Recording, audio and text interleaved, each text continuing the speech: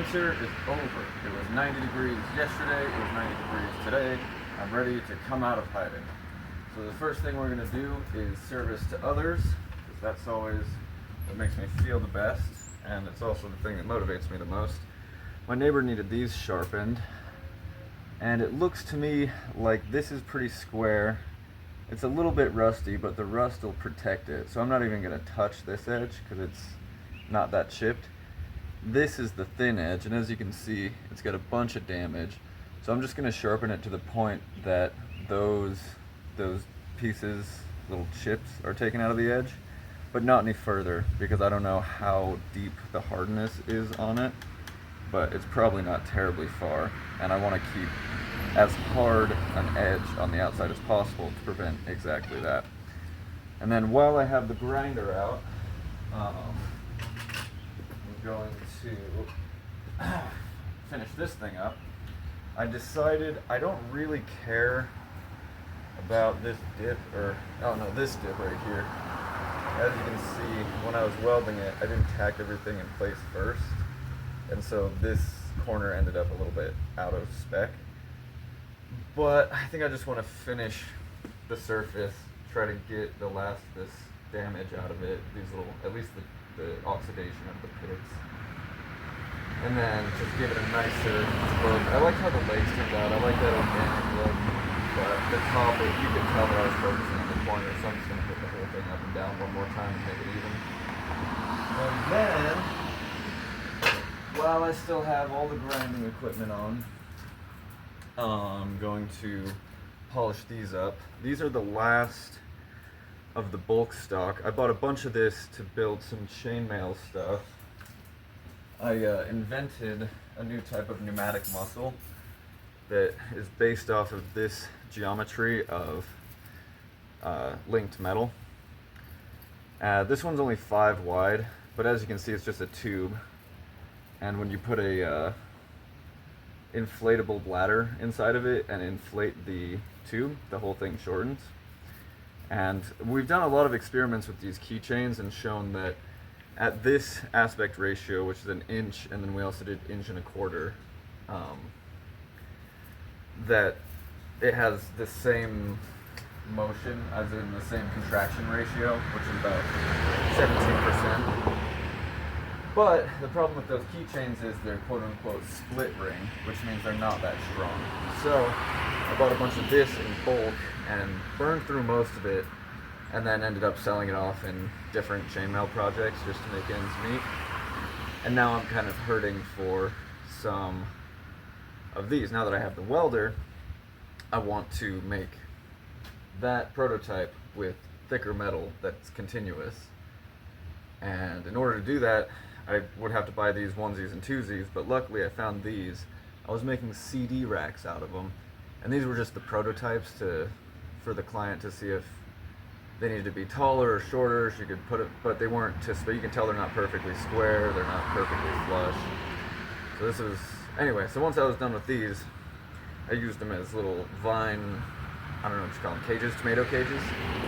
And so they sat out in the rain and got a little bit rusty. So before I can twist them into rings and start on the next prototype, the strength prototype instead of the contraction ratio prototype, I need to polish these up. So I'll do it while I have all the rest of my gear out.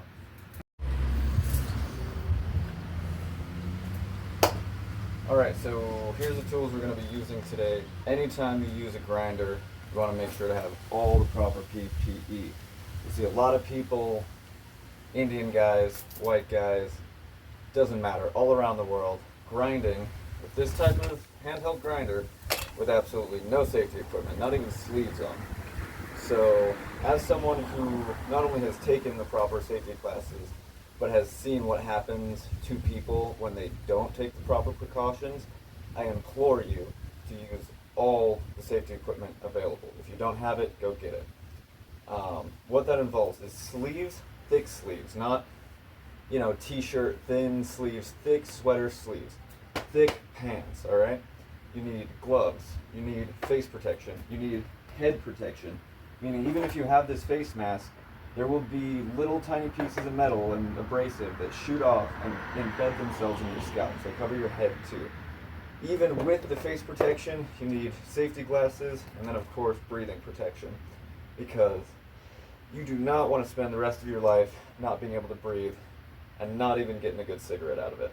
So here's the tools we're going to be using on this. We're just going to use a regular flat disc. This is a sanding disc. I think it's 60 grit. So nice and gritty, and then I'll go inside and finish it off with a stone to get that nice clean edge.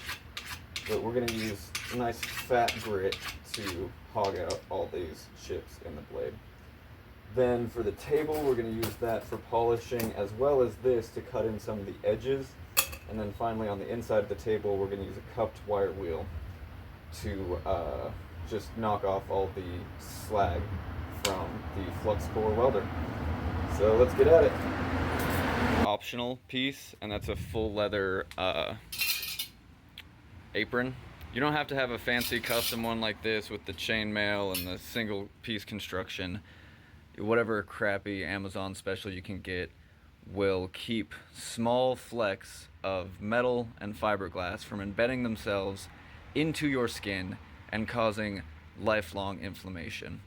I know people, well, I know specifically one guy who was a welder for 30 years, and when he retired, he was doing fine, and then he got to a point where his immune system could no longer handle the foreign objects in his skin, and he gained 200 pounds in 4 months. Went to the doctor said, well, it's not that you're eating, it's that your body is allergic to itself.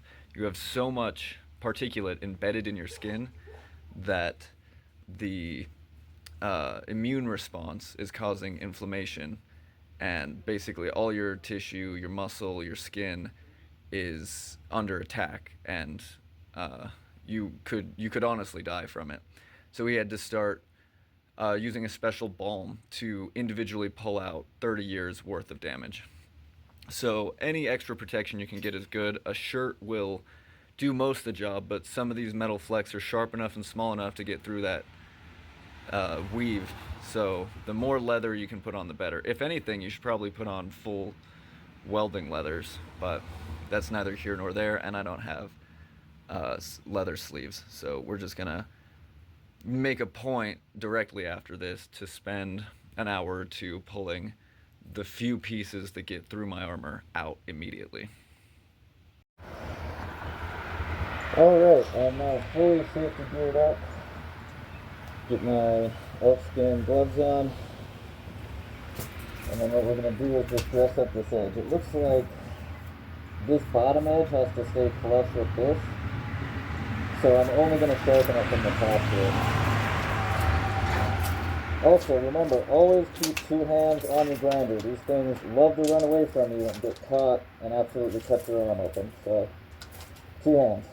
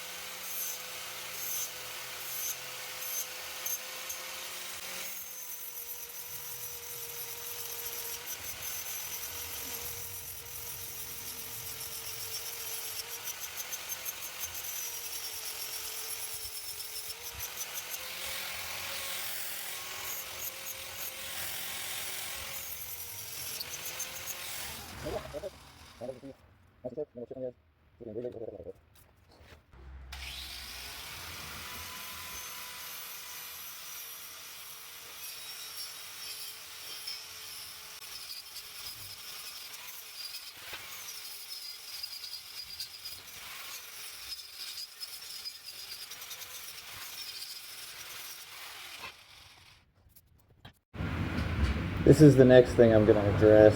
I want all the edges to look like this, where you can tell that the top is separate from the legs. But these are not cut in as well, so I'm going to switch to a cutting disc and then just square in these, make them look nice. Also, remember to always check that your wheel is rated below the rate of your angle grinder, which it says right there, 12,000 per minute, and this is good up to 13, so hopefully it won't explode on us. And if it does, not our fault.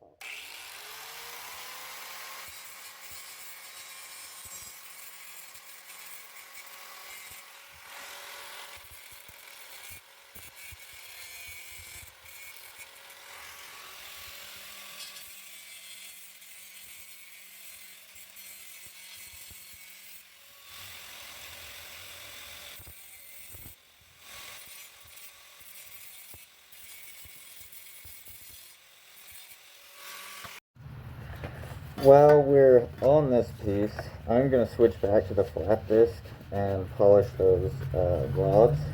But since I'm already kind of thinking about the way this works, I'm going to use the wire wheel and give it its final pass, take off all the BBs and slag from the inside, and then just give it kind of more of a burnished finish.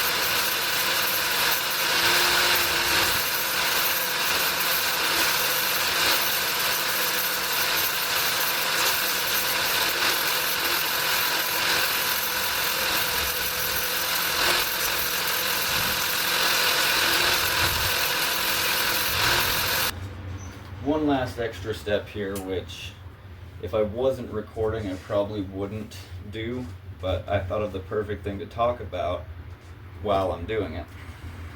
So I'm just going to file in this edge a little bit better so that it's nice and sharp and clean. But the thing to remember about files is that if they get clogged up with the metal shavings, then it actually damages the file. That's why I chose the triangular file instead of the flat file, because this way I can get kind of 2 strokes per side before I have to pick up my brush and brush it out. The thing I wanted to talk about was I can already hear the comments going, well, why don't you just buy new bar stock, 1/8 inch bar. Technically, if it's bigger than an 1/8 inch and it's structural steel like that, it's not considered wire, it's considered bar. So, you know, why don't you just buy new stuff instead of recycling that old stuff and making, like, what looks like a pretty crappy product, you know? The rust isn't 100% off, and it's, you know, now the width isn't perfect, and plus it has these bends in it still. And the thing I have to say to that is I'm in experimentation mode. I'm in learn about the product mode. So it's not helpful to not try new things in any case, even if they're not gonna work the best. Because what if the nominal thickness doesn't have to be that precise in order to have a good product? I wouldn't know unless I tested it. And so for that reason, and that reason alone, it's worth seeing what the important variables are through experimentation. And even more pertinent than that, because it's a new technology, it's not just chainmail, it's chainmail for a specific novel application. It is important to experiment, try new things. So for example, when I was doing that, I noticed that I tended to want to spiral it up and down, and so some of that material on there, some of that product is actually kind of has like a helix to it. It has a certain specific profile, and that profile is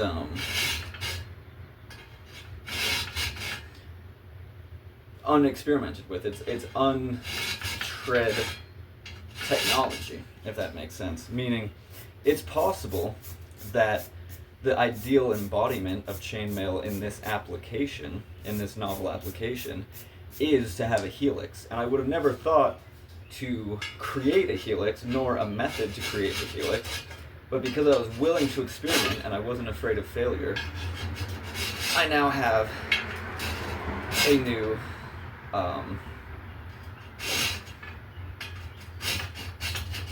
variable to test in my experiments.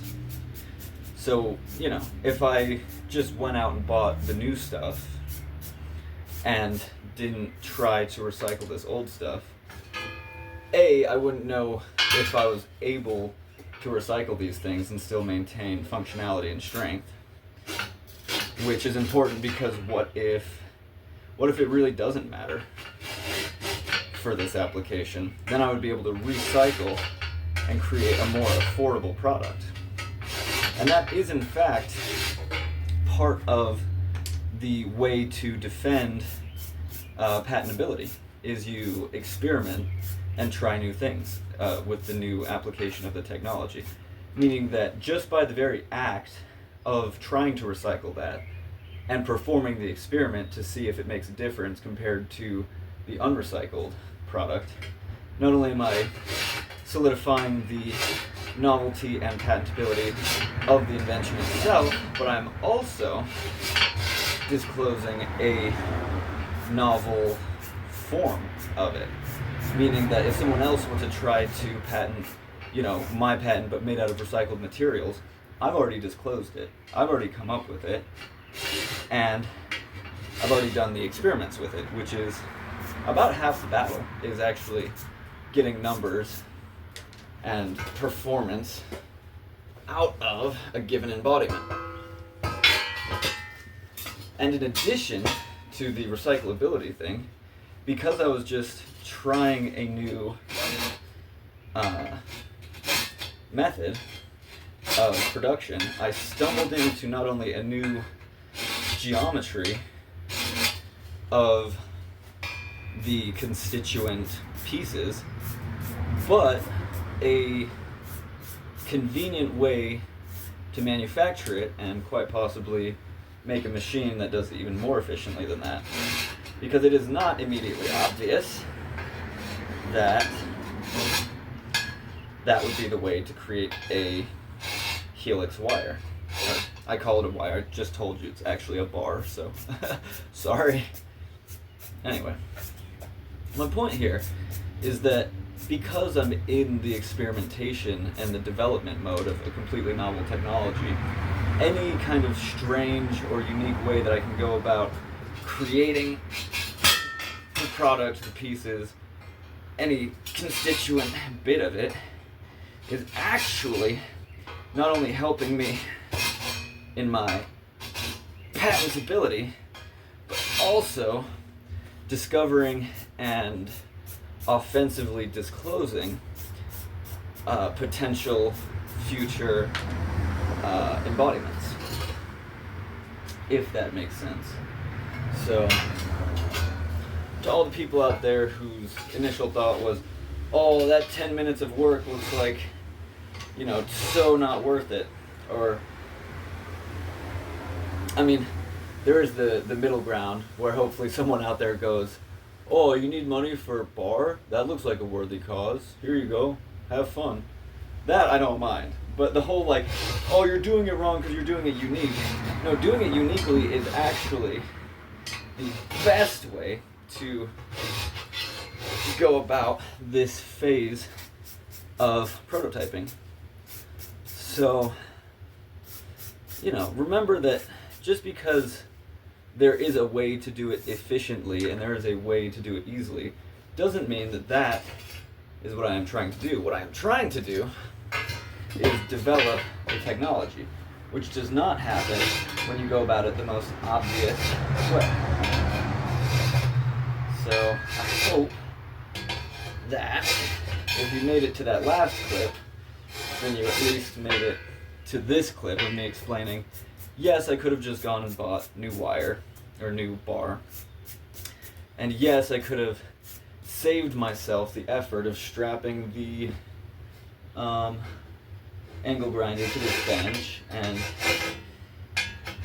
that would have been a lot more cost efficient. Nobody said that production is what I'm doing.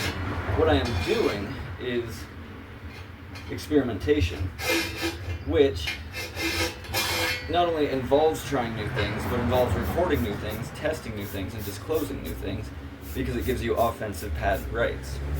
And that's important because if I found out later that the best embodiment of this is to use a helix profile wire in order to make the constituent links of the novel embodiment, and somebody else decided to patent that before me, I would have to pay them to license the improved, which would be a bit ridiculous if I was this close to discovering it, but instead I just went and did the easy thing and bought the new bar. So, please, if you don't know what someone's goal is, don't give them advice.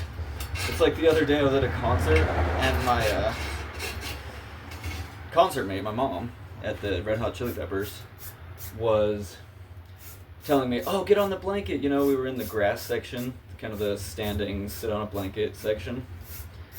And her and her friend were both like, oh, get closer, come in on the blanket. And I was just ignoring them. And then one of them finally realized, oh, maybe he has a better view from over there. And I just went, yeah, see, there you go. You don't know what my goal is, what my perspective is, or what my experience is. So you don't know, you don't have any way, shape, or form to give me good advice. Maybe if you had asked what I'm trying to do, why I'm over there, then you would see that I don't need advice, or you would have a better perspective from your perspective, and you could say, oh, get on the blanket and step backwards or forwards an inch or something. And then, yeah, I don't want to explain to someone that I don't mind standing on grass, because it just comes across as condescending, even though it's true. So, yeah, if you thought that thought, then realize that my goal is not efficient production. My goal is prototyping and discovering new potential embodiments. And now that I've had that discussion, these edges are cut in beautifully, and my end table is done.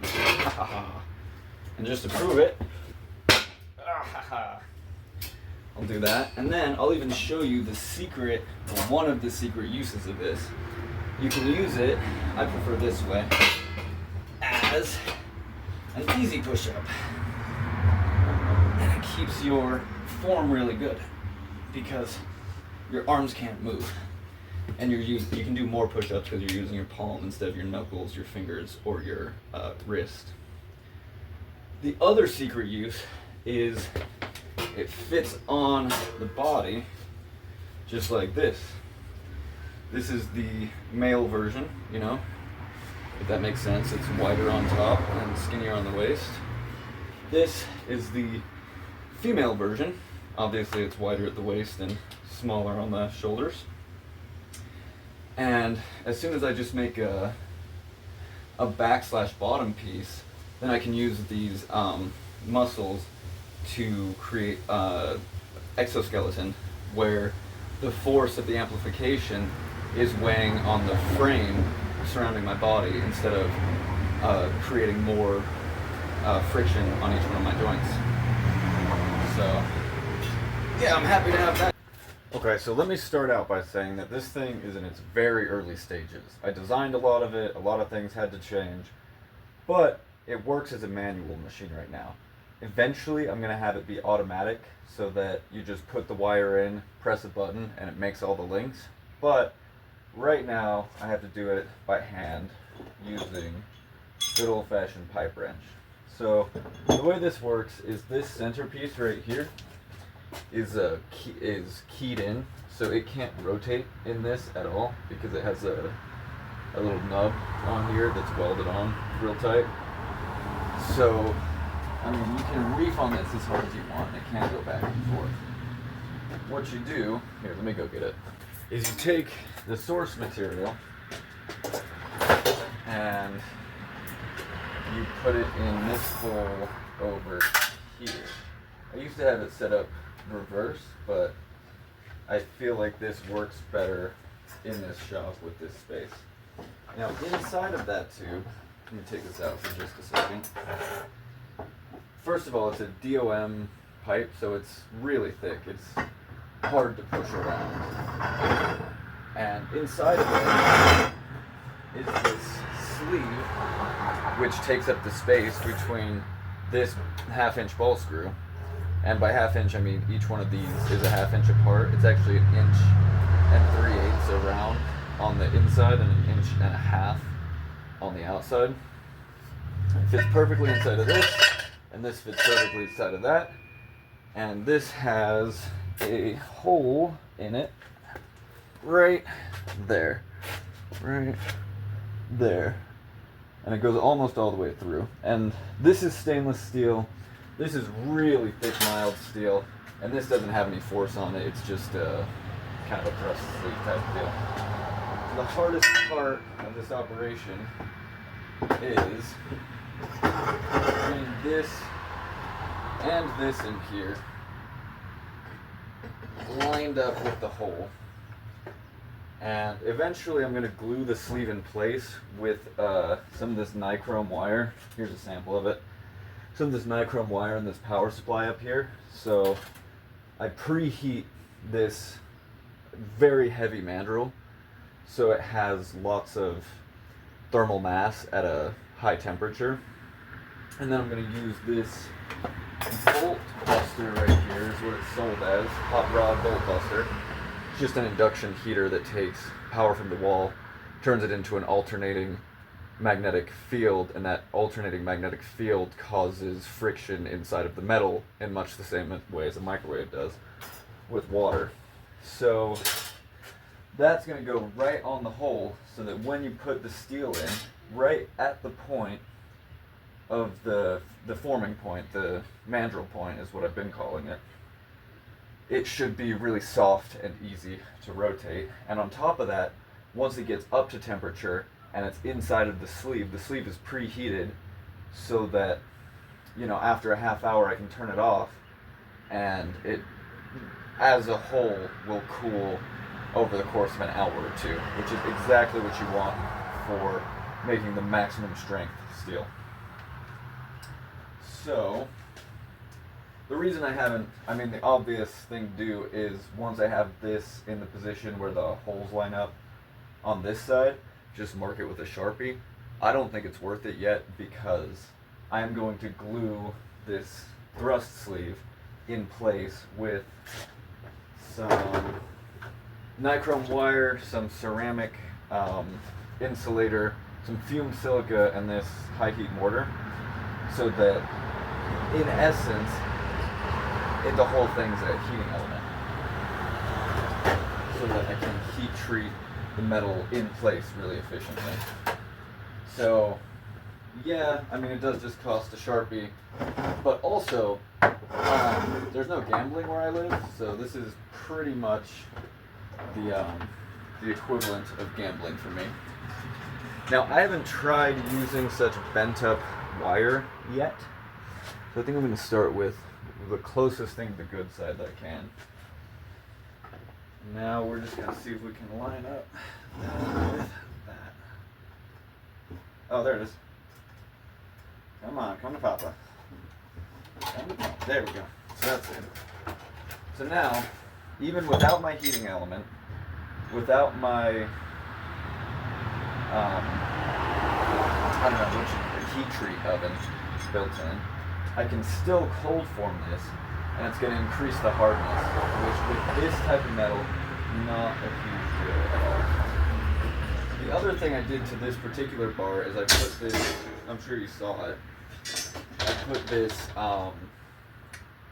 like slit down the whole length of it, so even my small pipe wrench will get a bite on it. And let's give it our worst, huh? There we go, just like that.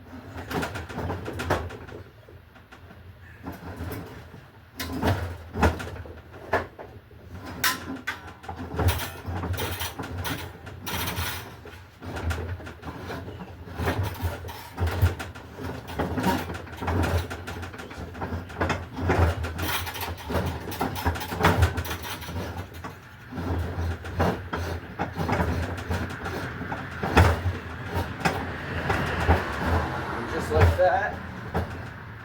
About to pop. It's about to pop on the safety glasses. We've made ourselves a recycled spring. So ideally, we'll be able to take it like,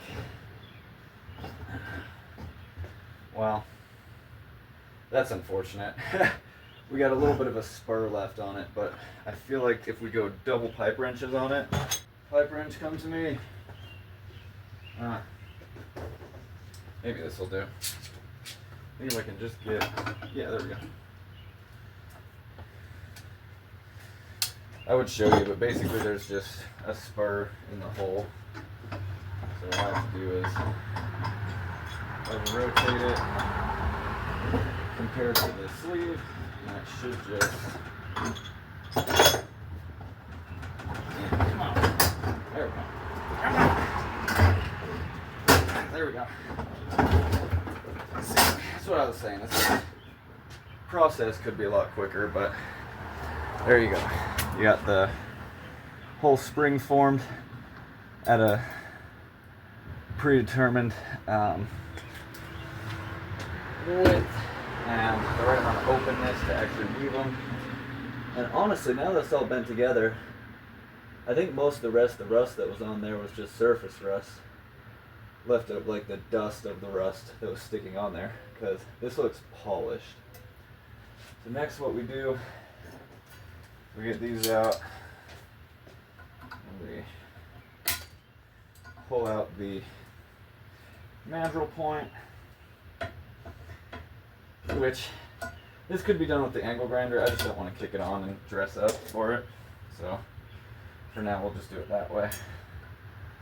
Now all we have to do is twist it off. And I'm making a specialized tool for this. Not for twisting it off, although that too. That's what these are for, is they fit on and push the thing on. But as far as cutting these goes, what you really need is a pair of side cutters that are bolt cutter size.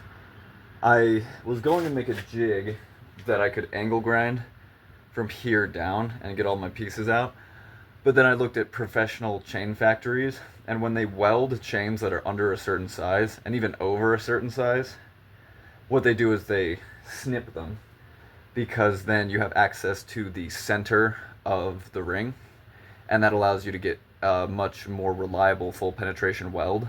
Whereas when you cut it, you're relying on the heat of the arc to penetrate without a direct contact.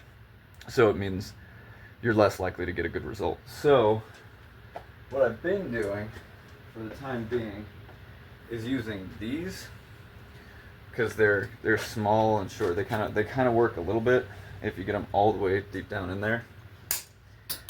But we'd be better off. Oh, that was not great, but we can fix it.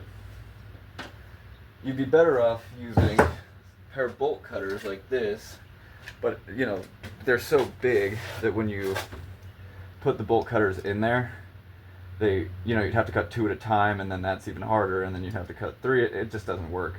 So what I'm gonna do is I'm gonna unscrew these blades off of here, just undo the bolts, and make a custom side cutter out of this piece of stock. So it'll go from facing that direction to twisting and coming forward this direction, and then I'll flatten out the edge blacksmith style so that I can actually get on either side of the thing, so that the spring just goes straight in and I can have a side cutter with the leverage of a bolt cutter. I looked online for some and it didn't seem like they were making them, and I already had the pieces and parts sitting around, so I figured just do it that way.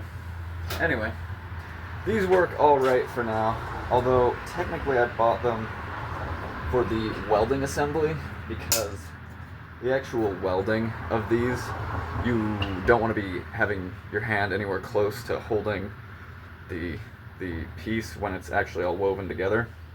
So I bought these as just an easy way to grip on there. I'll use something else to close them so I don't mar the outside, but then when I'm actually getting ready for the weld, I'll hold the link still with my left hand and then weld it with my right hand with that welder down there. Yeah, now I can do one more, and then there's, oh, the last thing I wanted to disclose in this video is an embodiment, which is implied by the disclosure, but I thought I'd just make it obvious. Let me go get my sample. Instead of using the entire length of it the same size, what I suspect with this novel technology is that, from my experiments, around the middle is where you get the most expansion, because it can only expand so much as the closest links allow it to. So near the end is going to be as small as the adapter, which, now that I put it that way, I guess technically you could have a bigger adapter. So instead of being held in a pinch point, they're all held apart so that when it inflates, you can actually get full contraction. Maybe I can get up to the full 25%, which is maximum performance for the fiber version of this. So I'm glad I enumerated this. I'm going to, the next experiment, just to say out loud, is instead of having everything clamped together on one little ring like that, I'll have either a bigger ring or a bigger adapter or something to hold this end wide, so that when it starts to expand, each one of these layers can go directly to its full expansion. However, and the more, of course, the more it expands this way, the more contraction you get overall. However, even with that, I suspect that these ones up here are limited in the amount they can move because of the way that the force builds up in it. So it is my theory that I can use my backstock of smaller rings, these size. Yeah, these are 1.25 inch diameter on these. So changing the size of the links as you go up, so that these are like 1.25 inch, because the most force you're going to get out of them anyway is, how do I explain this? There's a ratio, an inherent implied ratio from an engineering standpoint between the leverage and the motion, meaning that the more motion you have, the less leverage you probably have, and the more leverage you probably have, the more motion you have, and that's just like basic physics. So that hasn't been tested, but that is the presumption.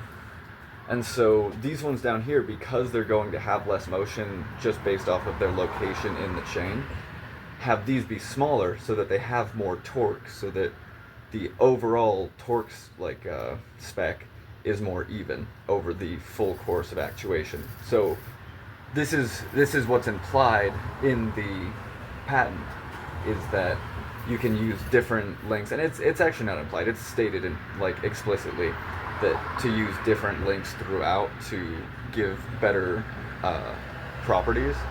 However, this is a specific example that I'm proposing, wherein you have these smaller, like say inch lengths here, 1.25 links, inch lengths here, 1.25 through here, 1.5 through here, and then the bigger ones right in the middle, which are,